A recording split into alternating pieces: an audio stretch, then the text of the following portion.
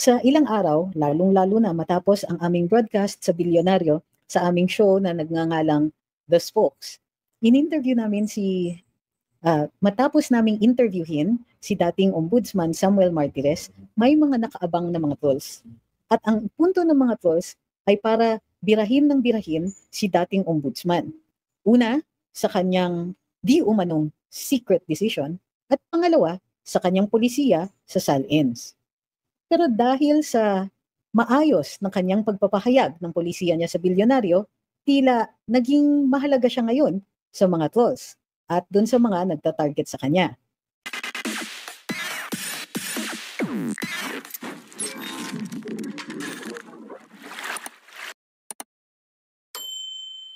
Bahagi kasi si dating Ombudsman Sam Martires ng mga inappoint ng dating Pangulong si Duterte at tila pinipilit na idikit siya nang sa gayon at para sa pagsisira sa kanya ay masira ang dating Pangulo. Di po kami naniniwala na magtatagumpay ang ganitong klaseng paninira o ganitong klaseng taktika sa paglaban sa darating na kandidatura ni Vice President Inday Sara. Tsunami na kasi ang tingin nila kay VP Inday. Kung kaya't padesperado ng padesperado ang tila political strategies or tactics na ginagamit nila. Discuss natin, talakayin natin ang sensya na, medyo mabigat ang damdamin ko ngayon. Talakayin natin unang-una yung di umanong secret decision. Tinanong namin sa Bilyonaryo, mayroon po bang batas na nagre-require ng publication? Sabi ni Ombudsman, well, meron for purposes of bringing to light or ano bang tawag dito, sa pagdidiin ng partikular na mga desisyon. Pero hindi lahat ay nire-require na ito ay i-publish. Ang partner ko doon sa programa, si Attorney Edwin Lacerda, ay nag-post at sinabi niya na tungkol sa SALN pa rin, mamaya na. Pero during the program, nagbanggit siya na ang pagdidiin niya doon sa hindi nire-require ng Korte Suprema ang pag-publish or ng mga desisyon, then ganun din po yun. Kumbaga, hindi yun ang mahalaga. Ang mahalaga ay para dun sa mga desisyon na kaagaw pansin at mataas ang public interest ay dapat isinasa publiko. Unfortunately, hindi ako sang-ayon sa sinasabi ni Attorney Edwin dahil ang tingin ko dyan ay discretionary ito.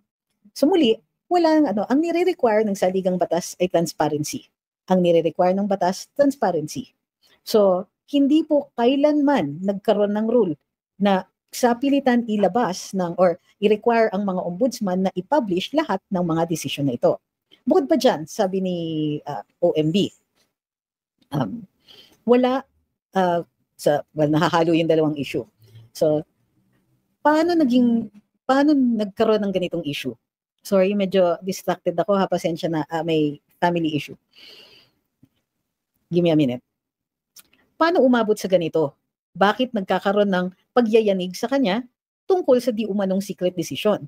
Bunga ito ng kaso ni Senator Joel Villanueva. Kung matatandaan po natin, tila sunod-sunod ang mga senador na pinupuntirya or mga ilang opisyales na pinupuntirya ni bagong ombudsman Boying Remulla.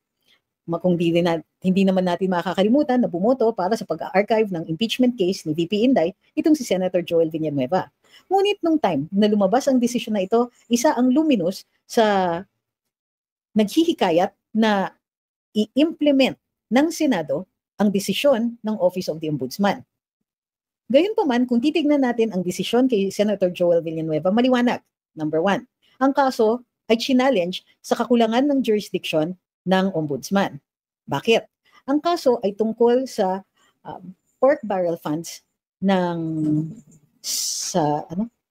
party list di umano ni Senator Joel Villanueva. Kongresista siya noon at bahagi ng kanyang pondo di umano ay napunta sa tila either ghost project o napunta sa mga agricultural projects na hindi naman angkop dun sa mga lugar na nakatanggap ng pera.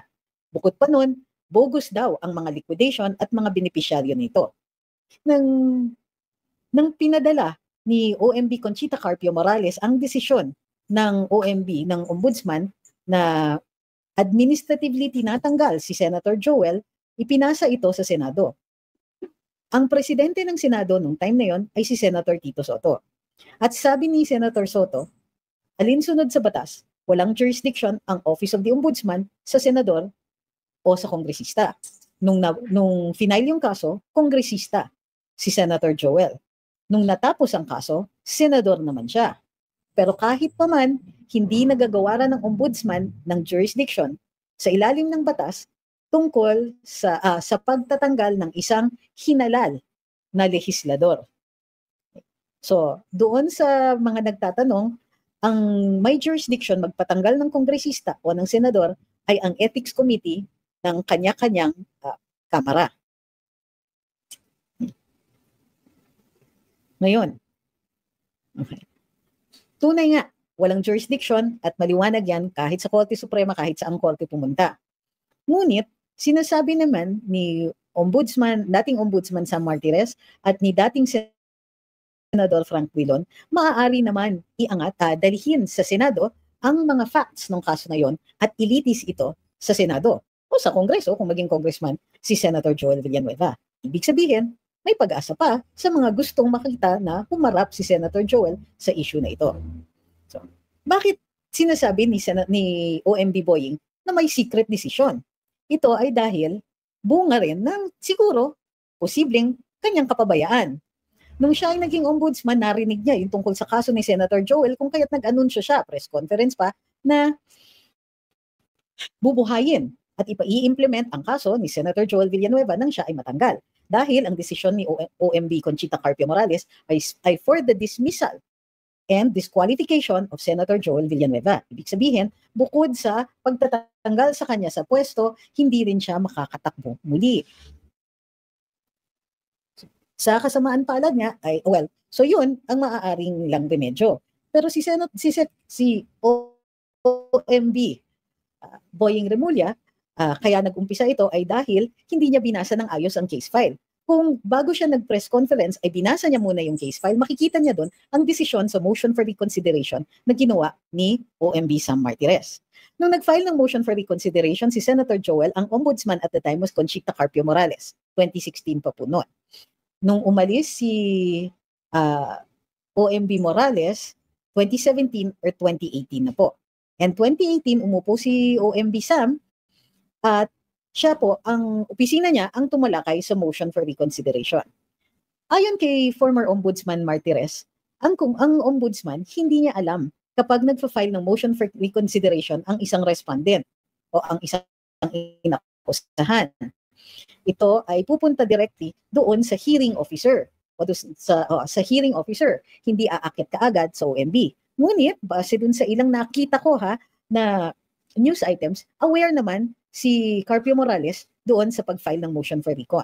So tumagal sa kanya, hindi na-resolba. Nung dumating si OMB Martires, na-resolba ito ng hearing officer at in-uphold kaagad ni Justice Martires. Tila umabot ng higit sa 1 taon din sa kanila. Bakit natin binabanggit ito? Dahil ni-raise din po ito sa issue sa social media at sa mga media kung baka naman ang issue ay bakit daw nagtagal bago na-resolba. Naaalala ninyo, nung time na tumatakbo pa lang o nagpipresenta pa lang si OMB Remulla sa Judicial and Bar Council,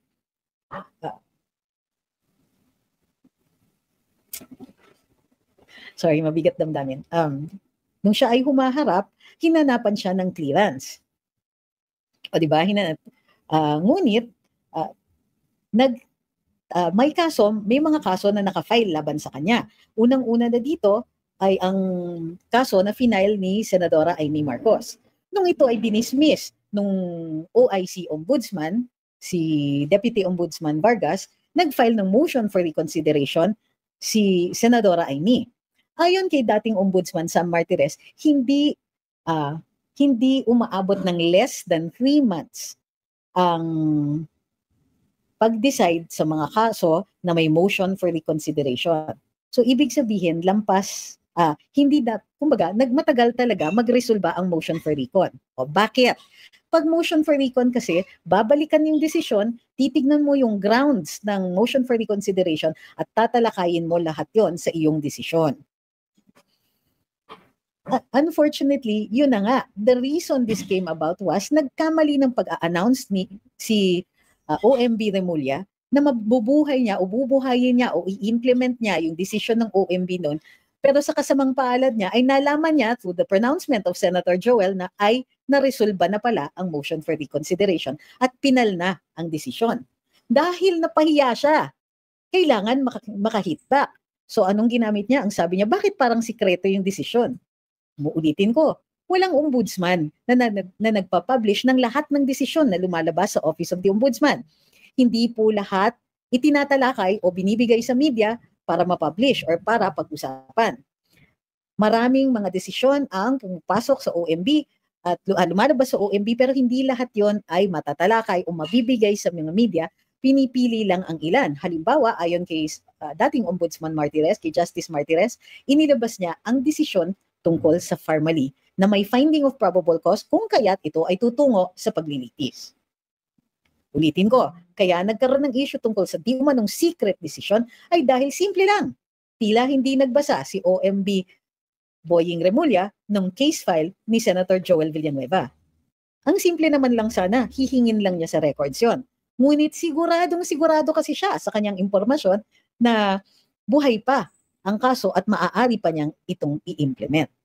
Bakit napakaganado kaya ni Sec Boying, Doon naman sa issue ng SALN, nakita natin na nakaabang din ng ilang mga trolls. At ang sinasabi bakit nagawa ng polisiya si dating Ombudsman Martires na halos hindi daw makuha o hindi ma-access ng publiko ang mga SALN ng mga opisyal. Dahil, according to former Ombudsman Sam Martires, ito ay dahil posibleng malagay sa peligro yung ilang mga opisyalis, lalong-lalo na pag isinapubliko yung total ng kanilang mga SALN o kaya ang mga detalye ng mga ito. Concede si OMB Sam na maaari naman na i-redact ang ilang portions ng SALN at ang ilalabas lang ay final amount. Gayunpaman, sabi niya, nung siya po ay nag-retire sa Korte Suprema, nag-file siya ng exit SALN at isinumite yon sa kanyang pag-a-apply bilang ombudsman. Matapos ang pagkikilati sa kanya at siya po ay na-appoint, pumasok na po ang kanyang retirement benefit sa Korte Suprema. Kaya nung nag-submit siya ng entry SALN, ni-reflect na niya ang nakuha niyang retirement benefits. Nag-increase ngayon ang kanyang net assets by 5 million dahil andyan na nga yung retirement niya, yung lump sum retirement niya. In spite of the very clear reason kung bakit lumaki ang kanyang net assets, minaldita pa siya ng ilang mga news reports at sinabi, wow, lumaki ng 5 million or X million or whatever million ang property, ang net assets ng dating ombudsman. Sabi niya, yung mga ganong klaseng malisyosong paglalabas ay kailangan may heads up man lang yung opisyales na magkakaroon ng mga ganong klaseng issue. So sabi niya, simple lang ang requirement at itong requirement naman po na ito ay in-uphold ng Korte Suprema. Bakit? Sabi niya, mayroon dating nag-file para humingi ng kopya ng SALN ni dating Vice President Leni Robredo. I-deny ito ni OMB Sam at sinabi, kailangan kumuha sila ng consent kay Vice President Leni. Iniakyat ang kaso na ito sa Korte Suprema at sinabi ng Korte Suprema, tama, get the consent of VP Leni. So ibig sabihin, in-uphold ng Korte Suprema yung polisiya ni OMB Martires. So kahit sabihin pa na dapat ginawa niya ito, dapat siya ay naglabas ng dapat hindi ganyan ang SALN policy, dapat transparency and so on, tapos na po ang boxing dyan dahil sinang-ayunan na ng Korte Suprema.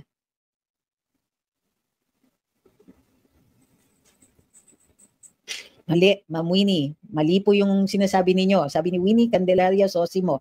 May napanood po akong video na sagot ni former ombudsman na kung mag-inquire po ang mga media, ibibigay naman daw po niya ang pasya. Ang pasya. Ibig sabihin, ibibigay niya ang advice ng Office of the Ombudsman. May mga media na very resourceful at nakakakuha ng kopya ng desisyon. Kapag ganon, hindi niya po tinututulan. Pero mali po kayo na sabihin na pumapayag si OMB pag basta humingi ang media ng mga SALN. Okay, uulitin ko po yan. Alam ko, kasi yung interview na sinasabi ninyong napanood nyo, ako po ang interviewer at hindi po yan ang sagot. So, ang kinababahala ko lang ay yung mga nakaabang na trolls sa kanya. Napilit sinasabi na mali yung desisyon niya sa guidelines sa paglalabas ng salin at mali din daw ang kanyang polisiya na hindi ipsa sa publiko lahat ng mga desisyon. Bukod pa dyan, tila may mga nakaabang para sabihin na may secret-secret pa na desisyon. Muli, wala pong secret decision, wala pong kahit anong ganyan. At kung hihingin nila, ang pruweba ay simple lang. Nung ito po ay lumabas, binigyan din niya ng kopya ang Senado, binigyan natural ang kopya ng kopya ang nagreklamo, motu proprio pala, ombudsman yung nag-investigate. So walang private complainant pala dyan.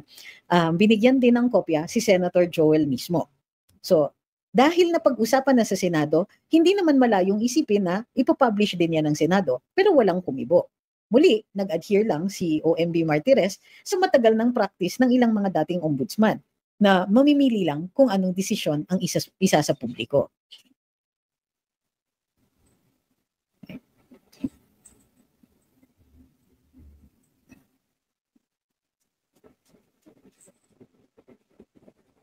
Sabi ni Ma'am Awi, so as we have been discussing here, it seems the former acting OMB really went out of his way to give clearance to Boying. Na Boying is making the OMB office look stupid in every press con. Yun na nga ang abiso ni dating Ombudsman Sam Martires. Dapat tumutok muna si Ombudsman Remulla sa pag-iimbestiga kaysa puro ang panahon ay ginugugol lamang doon sa pag-press conference o pag-i-issue ng press releases. At any rate, may spokes naman po na pwede naman siyang magtalaga ng spokes. Maraming salamat kay Kimo, kay Noli Metangere. Tingnan natin po yung ilang mga katanungan. Okay. Hindi ko sana i-discuss muna yung extradition except in general terms. Yung specific niyan ay bukas na lang po. So naglabas ang Korte Suprema, kasama rin po sa ibabalita ito, kasama sa nag-issue ng mga rules tungkol sa extradition ang Korte Suprema. Tungo ito sa kanilang rulemaking power sa pagsiset ng mga rules ng litigation. Isinapubliko ng ilang araw, mga 2-3 days ago ng Korte Suprema, ang rules on extradition na ito. Ang tingin ng karamihan ng ilan na nasa legal profession ay ito ay pagdidiin ng Korte Suprema na pagdating sa pagkukuha ng ibang mga jurisdictions o mga banyaga ang isang Pilipino para managot sa mga krimen na inaakusahan siya sa ibang bansa, kailangan ito dumaan sa hukuman. Hindi po maaaring mag-decide solely ang Malacanang o ang executive branch. It has to be a court decision. So, anong epekto nito ng court sa extradition? May rules na nga sa extradition. Ano yung tinatanong po ninyo? Sabi kasi ni Prof, anong epekto ng korte sa extradition? There's no extradition without a court. Yun lang po yun. Sabi ni Kawayona, bakit yung anak ni Remulla di niya unahin yung kaso? Dismiss na po yung kaso ni, ano yung pangalan ng Juanito? Nung anak ni OMB Remulla. Tapos na po yun.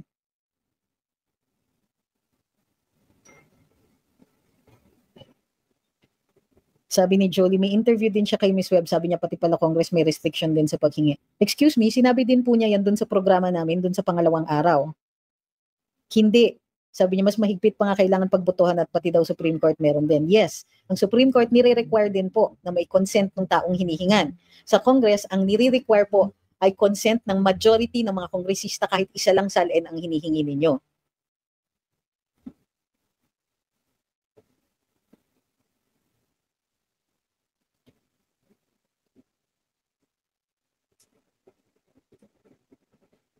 Sabi ni Bong, so ibig sabihin safe na si Bato and Bongo na ipadala sila sa ICC na walang court proceedings dito sa atin? Yes, kailangan dumaan sa hukuman. Ngunit may isa po pong kaso na nakakabahala ngayong araw na ito.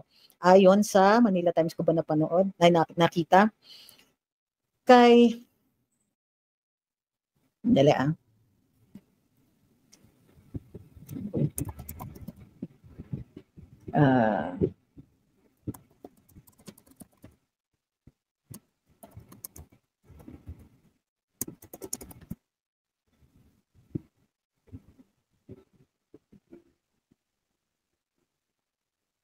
yun. Sa kaso ni Gutesa,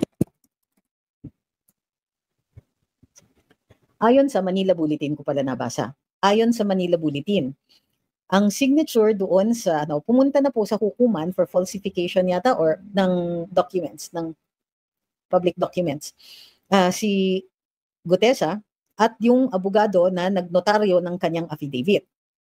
Ayon sa hukuman, maliwanag na fake yung signature or forgery yung signature ng abogado. At hindi daw liable si Attorney Pechi Rose Espera. Ngunit, 40 ba itong nagsabi? Regional Trial Court 18. Nirekomenda ng hukuman na maaaring mag-file ng falsification charges laban kay Gutesa o sa lahat ng gumamit o nagpresenta ng dokumento na yun.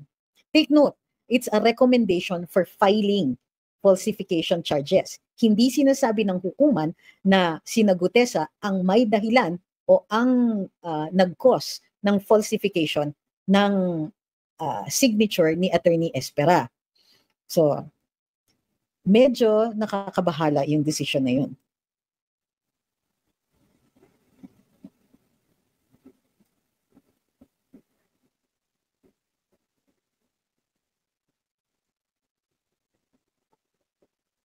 Ano po, office, ang saklaw ng ombudsman makuhaan ng SALN? Lahat except Congress, except the House at saka yung Senate and Supreme Court and all, lahat ng nasa judiciary. Hindi ganito, sa executive lang. Thank you, Ma'am Mocha Princess.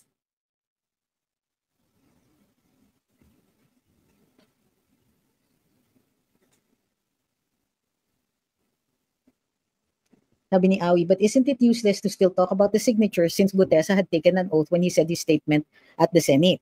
This isn't about what he said, but the falsification of a document which remains a crime. So, pero in order for the case to prosper, kailangan mapakita nila na ang nag-cause ng falsification ay siya. Although may yung kanyang pagpipresenta ng affidavit ay maliwanag siya ang beneficiary ng falsification na yon. But still, you can present evidence in court to defend yourself.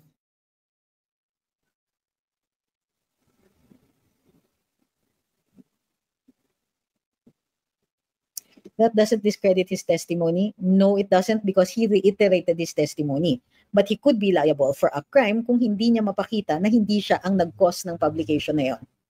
Ng falsification na yon.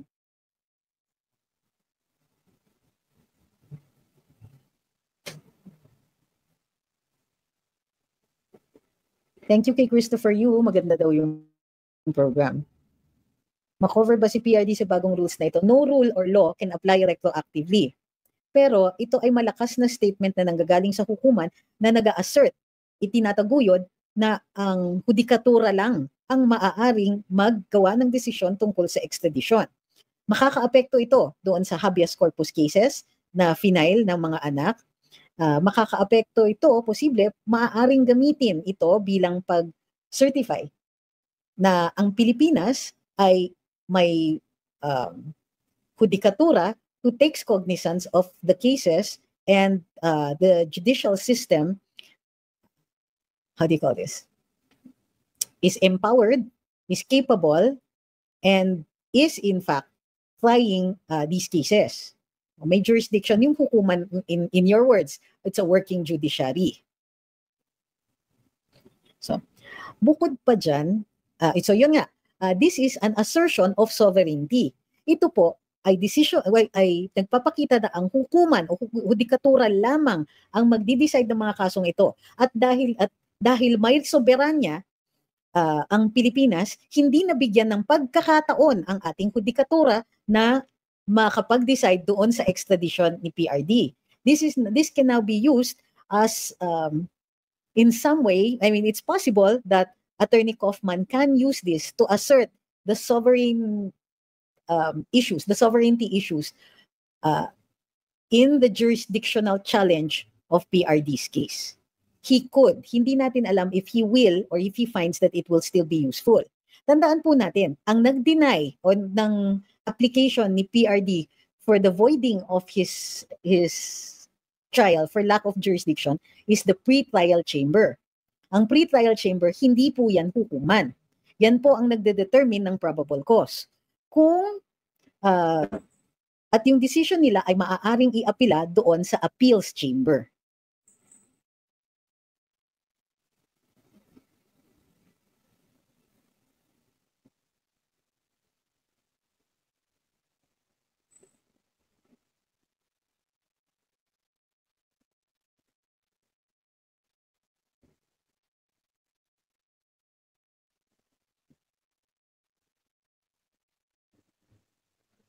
Anong gurgur na po ba? Hindi ko po naiintindihan yung katanungan.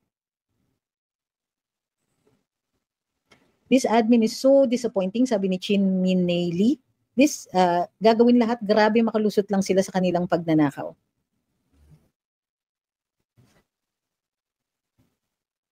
Maraming salamat kay Davao Investment, kay NJ, at kay Nino. Salamat po. Bago tayo magpatuloy, huwag pong kakalimutan, like, share, follow, and subscribe. So, nakapag-like na po ba kayo mga nasa YouTube? Hintayin ko po makalike kayo bago sagutin yung mga katanungan nyo. Sabi ni Ma'am BM, that doesn't discredit his testimony, di po ba? Under oath naman siya. They could try to use it to impeach him.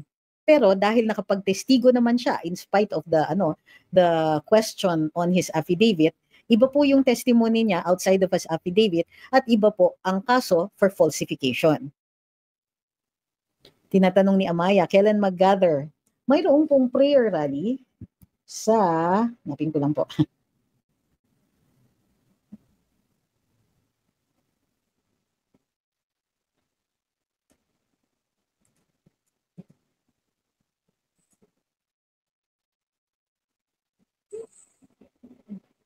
Teka, hinahanap ko lang, saglit lang. Hindi akong i-pressure. Wala, hindi ko mahanap. Yung prayer rally, nasa isang phone ko. So, meron po, i-post ko na lang po or pwede kong ilagay din po dito bukas. Ipo-post ko dito sa TikTok at YouTube at saka Facebook. Actually, hindi po yan totoo. Sabi ni Febot, totoo po ba nabasa ko na naglabas ang SC na mali yung pagpapadala kay PRD sa Dahig at mananagot yung pagpadala? Hindi po. Ang ginawa ng Korte Suprema ay naglabas po sila ng mga rules tungkol sa extradition. At ito ay assertion ng Korte Suprema na sila lang ang may jurisdiction tungkol sa extradition. Sabi ni Tito Alex, nakakahiya ang performance ni BBM, hiyang-hiya ako, hindi pag ginhawa ng buhay ng mga Pilipino ang ginagawa niya, puro salag-salag sa mga kamalian. Opo. Meron pa akong isa pa dapat na italakay. Yung sa ASEAN. Mayroong sinasabi si Boss Bobby Tiglao na may 3 bansa daw na in-announce sa ASEAN kanina kasi di ba dumalaw si US President Donald Trump doon sa ASEAN at may binanggit na 3 bansa na naka-zero tariff rating. 3 ASEAN countries. Thailand, Cambodia, and shucks, nakalimutan ko yung isa. Saglit lang po, hanapin ko.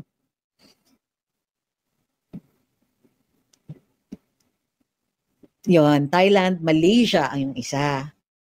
So, zero tariff rating sila. Si Presidente Bongbong Marcos, ang siyang bagong pinuno ng ASEAN kasi nagte-take turns ang mga yan. Nung siya po ay nagbigay ng kanyang talumpati, nagka-China, anti-China ang speech niya.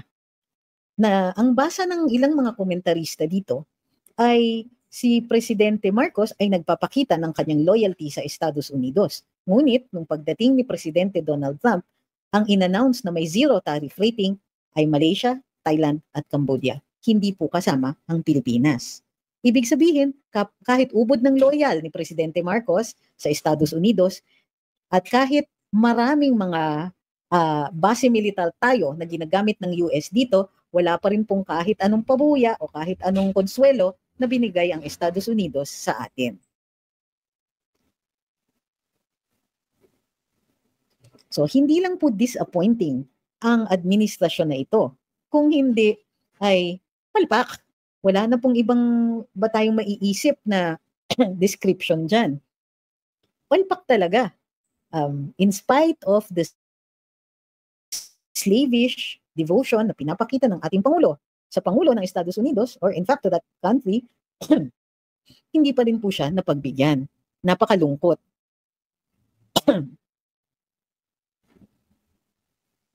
Sabi ni Bel Tabalina, nakakalungkot lang isipin na hindi pumalag ang Supreme Court by responding to habeas corpus filed by the children of PRD.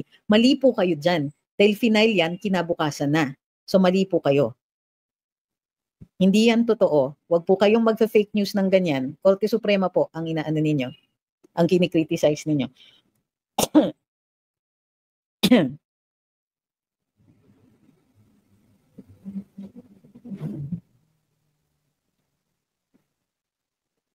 Sabi ni Ma'am Mary Lubok, pa rin, pabibo lang. Sabi ni Z Food Lover, present administration also ghost.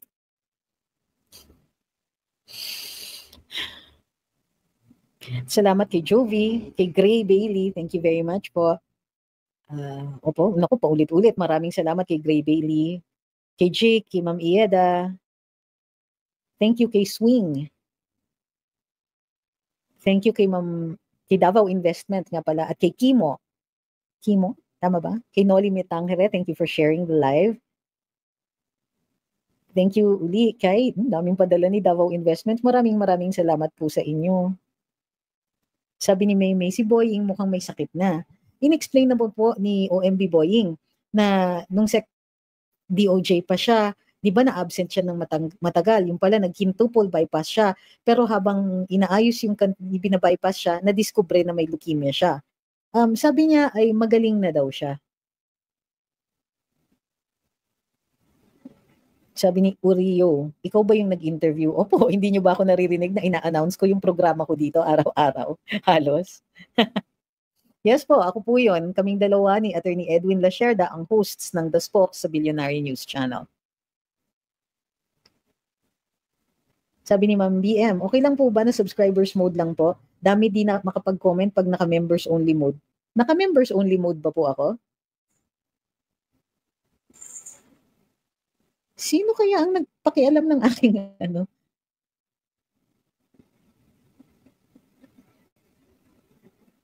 Sabi ni Ramnek, binabanatan ka ngayon ni Ronald Llamas sa live sa channel na Facts First ni Christian Esguerra, supporter daw kayo ni Martires, same daw kayo ng worldview ng prinsipyo ng vision as per Ronald Llamas. Naniniwala ba kayo? So ganito po yun eh. You acquire the size of your enemy. Ibig sabihin, kailangan ni Mr. Llamas tumira dun sa isang tao na mas malaki sa kanya. Wala na siyang programa sa bilyo eh. So, kailangan niyang bumira at somebody who's bigger, has a bigger reach, has more mileage than he does, kumbaga, in terms of getting noticed. So, para siya po ay mapansin din. So, also, kung yan naman talaga ang kanyang punto de vista, ano magagawa natin?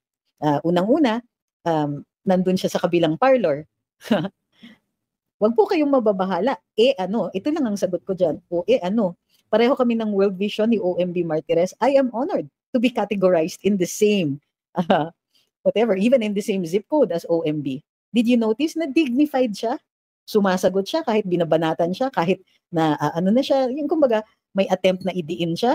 May mga ilan na trolls who are coming after him. Has he lost his dignity? Nada. But I agree dun sa kanya. Look, sa lahat ng mga desisyon ni OMB Martires na inaatake nila ngayon, maging sa SALN o dun sa desisyon na alleged secret decision, and by the way, walang kaso yan. Have you seen anybody file a case against him and win? Doon sa SALN issue, inuphold yan ng Korte Suprema. Nakalimutan nila?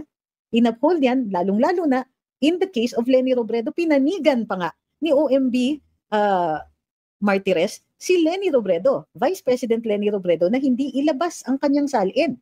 Hindi nagbigay ng approval or consent si VP Leni at the time. So, kinasuhan ang OMB ng isang nagrereklamo at ang sabi ng Korte Suprema, tama yan, kunin niyo yung consent. So, uulitin ko. Simple lang yan, he's giving his opinion. Pero ang totoo niyan, if he categorizes me with OMB Martires, I will not feel insulted.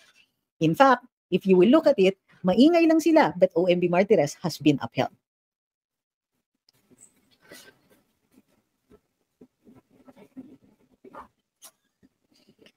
Sino ba ang mga binabasa ninyo, Ma'am Febe? Bakit puro mali?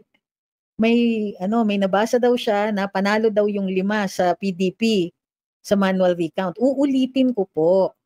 May kaso na final ang PDP. Humihingi ng manual recount. Nag-file sila ng petition, nag-utos ang Korte Suprema sa Solicitor General, sagutin nyo, mag-comment kayo. Ang pagkakaintindi ko, hindi pa nag-file ng comment ang Solgen in spite of the deadliest deadline na binigay ng Korte Suprema.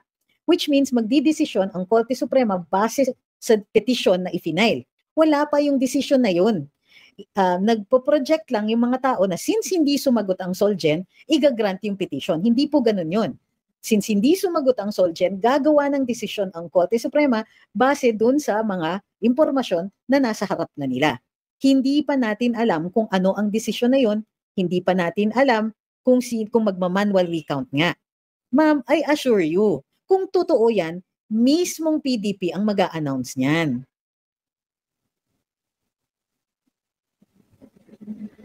Sabi ni Ma'am BM, sa Bilyo, daming bashers. Madami yun. Hindi ko nakikitang madami yun. Okay, sana makipagpagdahan kaso puros lang ad hom ang alam eh. Unless puro black sa akin yun, kaya lalakas ng loob nila. Pero sa totoo ma'am, pag sinasabi niyong madaming bashers, parang judgment yun sa akin. So what is madami? May 10, more than half, o sila lang talaga ang namamayagpag doon at na mas marami sila kaysa sa inyo? Sabi ni Ma'am Gina, BBM was an embarrassment sa ASEAN. Wala ba talaga siyang hiya o deadma lang dahil sa epekto na pinagbabawal na? Ambot na lang, kawawa ang bayan natin. And oh, by the way, ang taas po ng viewership ng Bilyo kung i-check nyo dun sa mga reels. So, in the end, sino ba ang mas may that's why si former Secretary Ronald Llamas or political advisor ni former President Pinoy needs to hit at somebody bigger than him.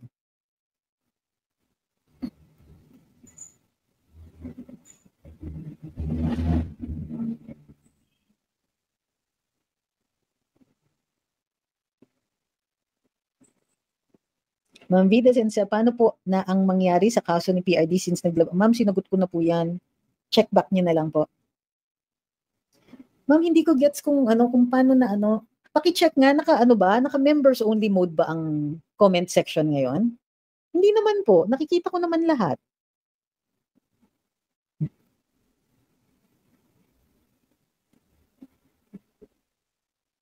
Sabi ni Nelson, wala naman talagang kakayahan sa kanyang posisyonin si Boying, dun pa lang sa Bendalonia, red flag na. Oh.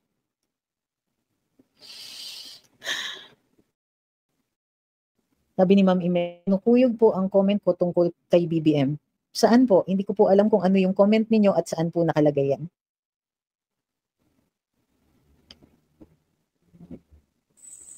What do you mean naka-members mode? Hindi nyo po nakikita yung ibang mga yung ibang mga comments?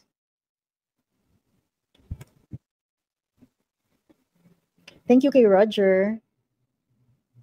Kay Kakaroto.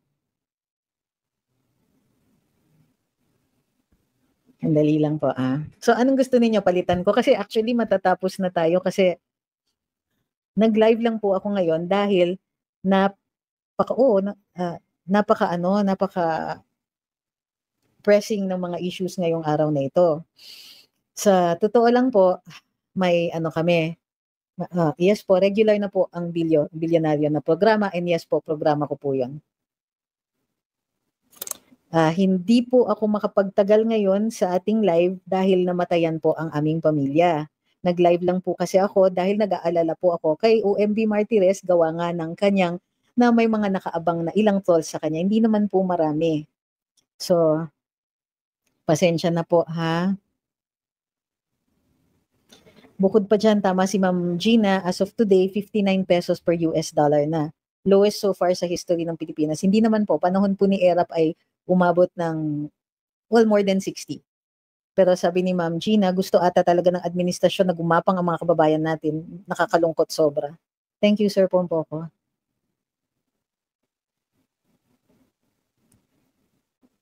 Sabi ni Mikey, watch the spokes. Heavyweights talaga ang guests. Heavyweights agad ang guests.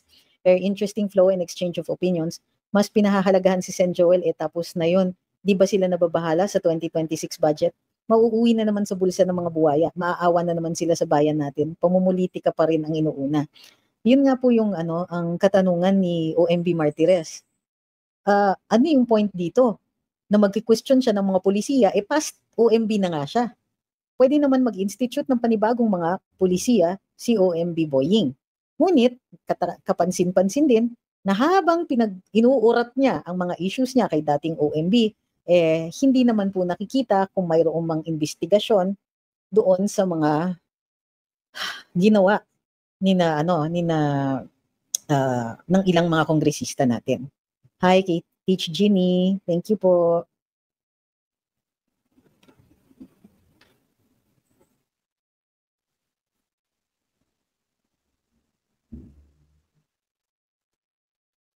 Makukulong ba si BBM pagkatapos ng termino niya? Depende po yan. Kung number one, finailan siya ng kaso, and two, mag-succeed yung kaso na yun.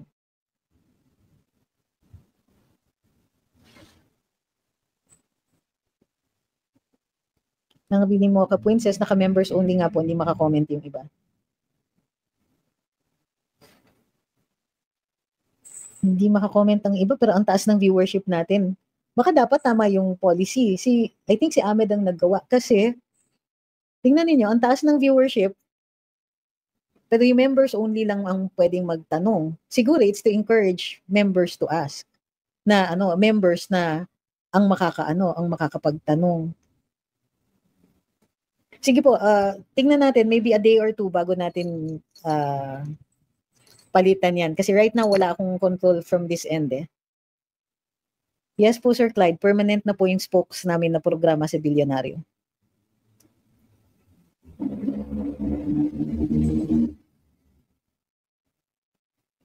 So, thank you para dun sa mga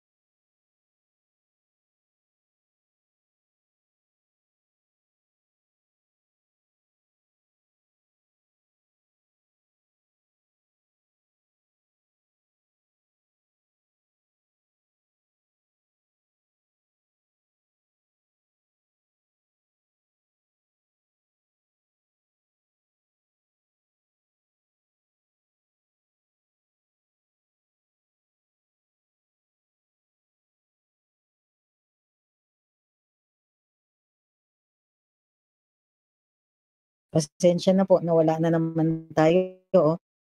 Pero maraming salamat. Ang tiyatsaga talaga ng mga taga-YouTube at saka Facebook. Thank you, Ma'am Jackie. Thank you kay Sir Leonardo Ocampo. Hi kay Dion Carlo Kapinpin. So, ulitin lang po natin ha. Doon sa, napansin ko, and ang feeling ko, doon sa nagtanong tungkol doon sa comment sa akin ni Mr. Llamas, ang feeling ko is that they are having issues nasalagin ang ating mga sinasabi, ang sinasabi ng DDS. Mayroon din po kasi silang, kumbaga, may naratiba sila na gusto nilang ipresenta. Pero, hindi nila kayang i-weekend yung naratiba naman na pinipresenta natin. So, kaya medyo namimersonal na siya. Kasi that is not an argument. Sinasabi niya na hindi siya sang-ayon sa aming worldview. Di wag kang sumang-ayon. Wala naman nagsabing kailangan, di ba? So, tingin ko ganun yun. And usually, people will go after you personally or i-ad hominem ka kung they're already losing the argument.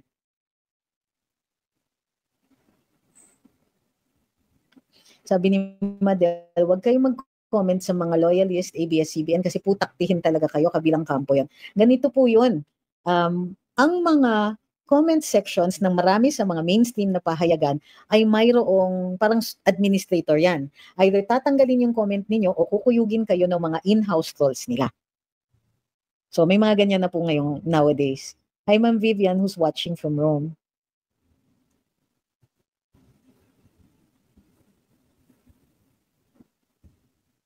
₱80 na ang 1 pound. Wow! Ay. So muli, ang The Spokes ay araw-araw po, 8:30 ng umaga sa Bilyonaryo News Channel. You can catch us on Facebook or on YouTube. Hanapin niyo lang po, Bilyonaryo News Channel, 8:30 a.m. to 9:30.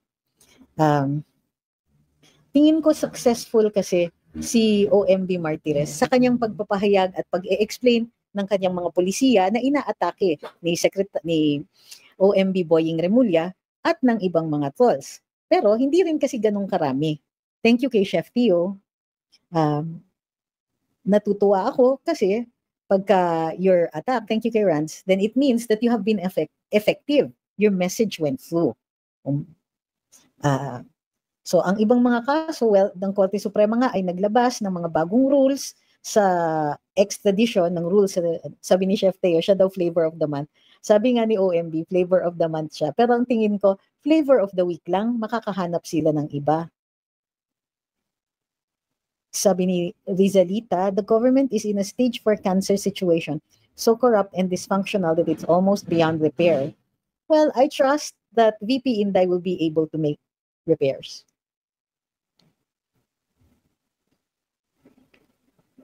Thank you, Ma'am Nancy.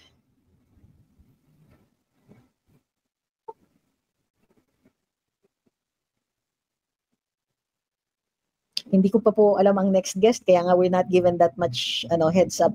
Kasi depende talaga yan sa pagpasok ng guest. Hi, Ma'am Victoria, sabi niya, basta ako excited sa manood ng The Spoke. So please, if you can join us tomorrow, 8:30 ng umaga. Kung hindi, you can catch on the replay. Huwag pong kakalimutan mag-comment at mag-like. So, katulad ngayon, huwag pong kakalimutan mag-like at mag-share.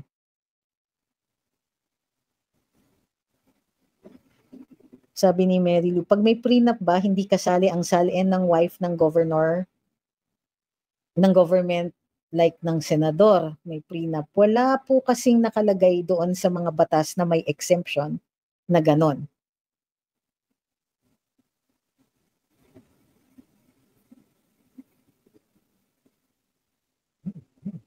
So, yun. Muli, maraming salamat po sa lahat ng sumubaybay sa live natin ngayon. Pasensya na po, saglit lang po tayo ngayon. Gawa nga po ng namatayan po kami sa aming pamilya na pumanaw po ang aking pamangkin. So, pinilit ko lang po talaga mag-live ngayon dahil nga may mga very pressing issues at napansin ko nga ay ginagawan nga ng issue si OMB Martirez. Thank you kay Chef Teo. Ma'am Rizalita, maraming salamat po. Ma'am Evelyn, hi po. Nakita ko po ba kayo sa Paris? Thank you very much. So, nagpapasalamat din na po. Okay, dalawa na po ang nagtanong tungkol sa tax avoidance at tax evasion. May mga komento kasi si OMB Remulla na ang tax evasion and tax avoidance ay legal. Sa law school po, ang turo po sa amin, tax avoidance is legal and tax evasion is illegal, makukulong ka doon. Ano ang difference? Ang tax evasion, paglabag po sa batas. Halimbawa, hindi ka talaga nagbayad ng tax. Ang tax avoidance is, tinignan mo kung pasok ka sa mga exemptions, nag-apply ka sa exemptions na yon, at nai-apply mo dun sa iyong taxes. So, posible na umabot ng zero na ang iyong ibibigay o ibabayad. So, magkaiba po talaga yon. Ang sinasabi ni Sec Boying, ni OMB Boying is, parang bending the law yan. So, hindi po, mali po yun. Iba talaga ang tax avoidance sa tax evasion. At sinabi na po yan ng Korte Suprema kahit noon pa.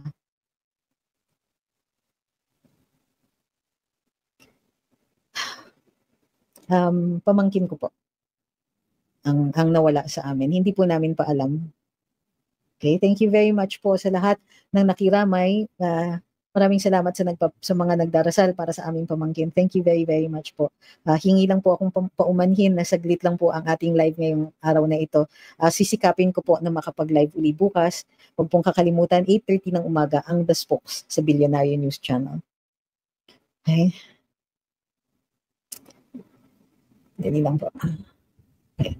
So muli, we will see you po tomorrow. Thank you very much. Maraming salamat nga pala sa lahat ng nagpadala sa amin. Super chat, super sticker, stars sa Facebook at lalong-lalo na gifts dito sa ating TikTok. Everything is appreciated. Na-appreciate po namin lahat ng suporta ninyo. Sa lahat po ng nag-like, ng nag-share, maraming salamat po sa inyo. At lalong-lalo na sa lahat ng nag-comment.